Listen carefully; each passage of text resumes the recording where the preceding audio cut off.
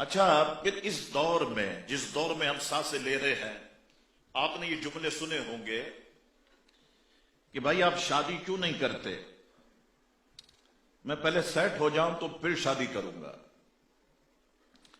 اب سیٹ ہونے کا مقصد کیا ہے کہ ڈیفینس میں اس کو بنگلہ مل جائے، اس کی تنخواہ 5-10 لاکھ روپے ہو جائے، اس کے پاس قیمتی گاڑی آ جائے۔ یہ تو آپ زندگی لگا دیں گے، کبھی آپ شادی نہیں کر سکیں گے، کبھی سیٹ ہی نہیں ہو سکیں گے۔ اور سیٹ کا لفظ کہاں پر ہم سنتے ہیں کہ جب بندے کو دفنایا جاتا ہے، منہ کعبے کی طرف کیا جاتا ہے تو قبر میں اترنے والا کہتا ہے سیٹ ہے، باہر والے کہتے ہیں ہاں سیٹ ہے۔ اس وقت بندہ جا کر کے سیٹ ہوتا، اب یہ سیٹ ہے۔ اللہ اکبر۔ حضور علیہ السلام نے ارشاد فرمایا، جس نے تنگ دستی کے ڈر سے شادی نہ کی وہ میری امت سے نہیں ہے۔ تنگ دستی کے ڈر سے جس نے شادی نہ کی وہ میری امت سے نہیں ہے۔ اب شارعین حدیث فرماتے ہیں کہ یہ بات ذہن میں رکھ لو کہ رزاق یعنی رزق دینے والا بندہ نہیں ہے، اللہ تبارک و تعالی ہے۔ شوہر کمانے والا ہے، کھلانے والا نہیں ہے، کھلانے والا اللہ ہے۔ شوہر مزدوری کے لیے باغ دوڑ کرنے والا ہے، پالنے والا نہیں ہے، پالنے والا ہے تو اللہ ہے۔ فرماتے صرف غربت اور مفلسی کو دیکھ کر شادی نہ ٹالے، تھوڑی آمدنی بھی ہو تو اللہ اور اس کے رسول کے بھروسے پر شادی کر لے۔ آگے فرماتے زیادہ شان، جشن اور موٹی آمدنی کے چکر میں نہ پڑے۔ اچھا مجھے بتاؤ، جتنے بیٹھے ہو میں آپ سے پوچھتا ہوں، شادی کو مشکل کس نے بنایا؟ میں آپ سب سے پوچھتا ہوں، کیا اسلام نے شادی کو مشکل بنایا؟ لوگ ہمارے پاس جب ربیع الاول شریف کا مہینہ شروع ہوتا ہے، بینر لگتے ہیں، پوسٹر لگتے ہیں، پمفلیٹ تقسیم ہوتے ہیں۔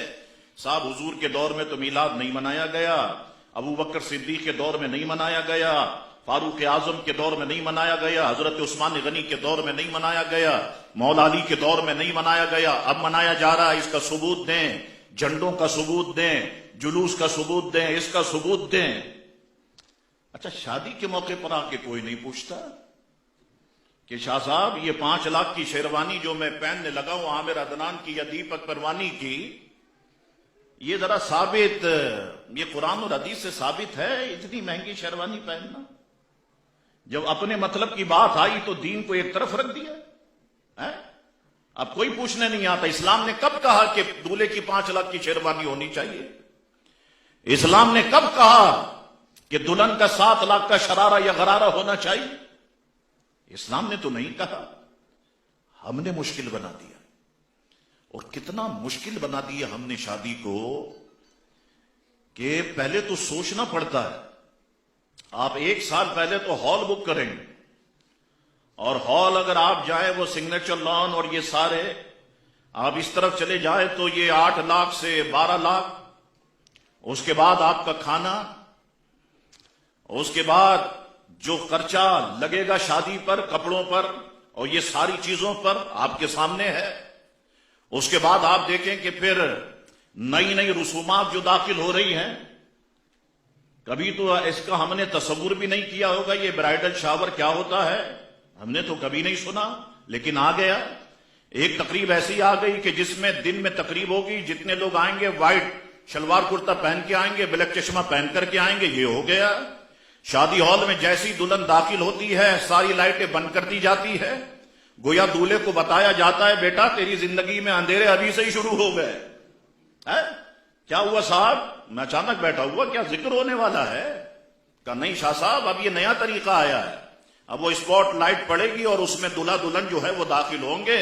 پہلے گانے چلتے تھے، چلو داخل ہو رہے، پھر جب مذمت کی تو اب جو ہے وہ اللہ تبارک و تعالیٰ کے نام، اللہ اکبر، اس کو ہم سنتے ہیں، حیران ہو جاتے ہیں کیا ہو رہا ہے، ہمارا معاشرہ کس طرف جا رہا ہے، ہم کس طرف لے کر کے جا رہے ہیں۔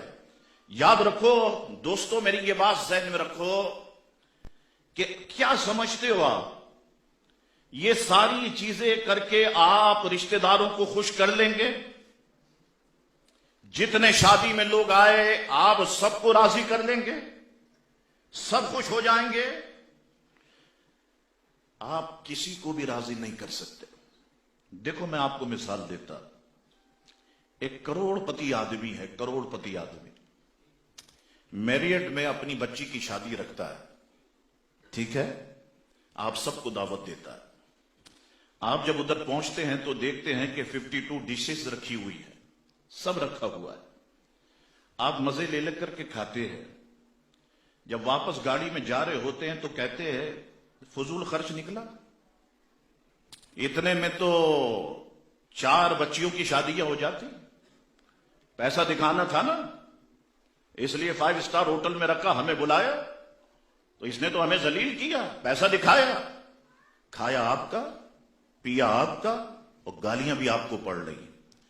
چلو دوسری طرف دیکھتے, کروڑ پتی آدمی ہے, 5 اسٹار ہوٹل میں شادی رکھتا ہے, صرف زردہ بریانی رکھتا ہے, لوگ کھائیں گے, کھانے کے بعد کیا کہیں گے, کنجوس نکلا.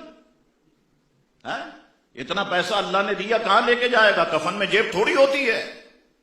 تو آپ کیا دنیا کو راضی کر لیں گے؟ آپ راضی نہیں کر سکتے. میں آپ کو طریقہ بتاتا ہوں, آپ اللہ اور اس کے رسول کو راضی کریں, انشاءاللہ آپ کے لوگ خود ہی آپ سے راضی ہو جائیں. یہ بات ذہن میں رکھیں. پھر آج کے دور میں شادی, دیکھیں آپ, ہماری فیلڈ ہے لوگوں سے ملنا اور لوگوں کے حالات و معاملات کو جاننا, ان کو قریب سے دیکھنا. کسی کی 5 بیٹیاں ہیں نا, آپ اس سے پوچھو ذرا کہ اس کے لیے شادی کرنا کتنا مشکل ہے اپنی بچی کی. وہ کہاں سے پیسہ پکڑ کر کے شادی کرتا. یہ ساری پٹیاں عورتیں پڑھاتی ہیں, یہ بھی کرنا, یہ بھی کرنا, یہ بھی کرنا ہے. اگر اس کی اس طرح سے شادی نہیں کری پھر دوسرے کی بھی نہیں ہوگی, پھر تیسری کی بھی نہیں ہوگی. یہی پٹیاں پڑھاتی. اللہ اکبر, اس نے قرض لے کر کسی نہ کسی طریقے سے شادی کر دی. اب کھانا لگا ہوا ہے. آپ دیکھیے گا ذرا, مطالعہ کیجئے گا آپ. میں پڑھے لکھے لوگوں کی محفلوں میں گیا ہوں, میں نے $5 لاکھ کی شادی امریکہ میں دیکھی ہے اور بڑے نظام کے ساتھ دیکھی, لیکن جیسے ہی کھانا کھلتا ہے تو ایسا لگتا ہے کھانا نہیں کھلا, یہ باراتی کھل گئے.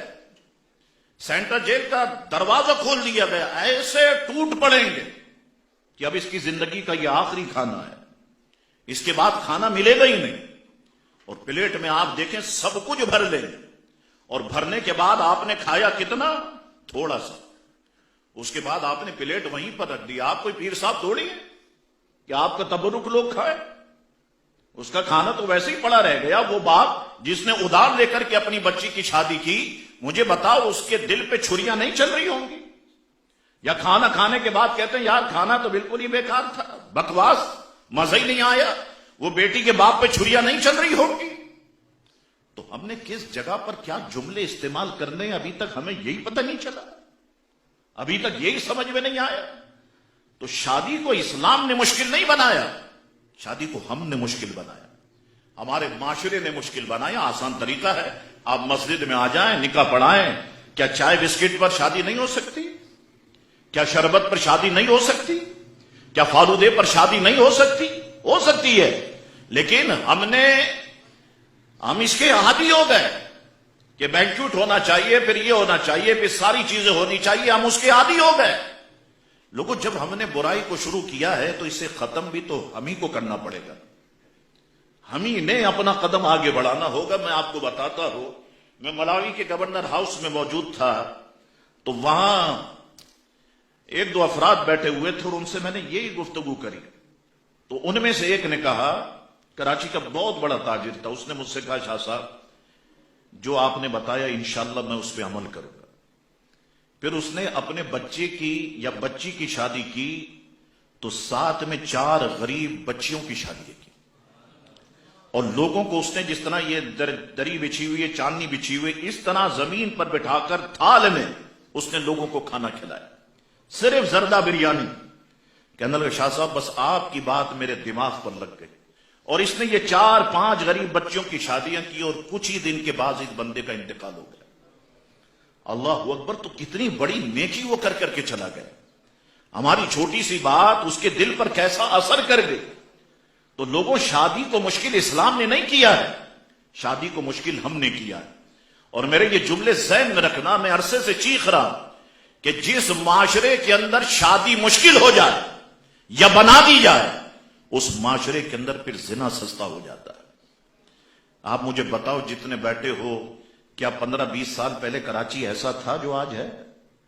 مجھے بتائیے آپ، کیا بے حیائی ایسی تھی جو آج ہے؟ مجھے بتائیے آپ، اپنے عروج پر پہنچ گئے، اور یہ انٹرنیٹ کے ذریعے ہم سب کے گھروں میں داخل ہو گئی۔ اب پریشان ہے، اس کو روکے تو کیسے روکیں؟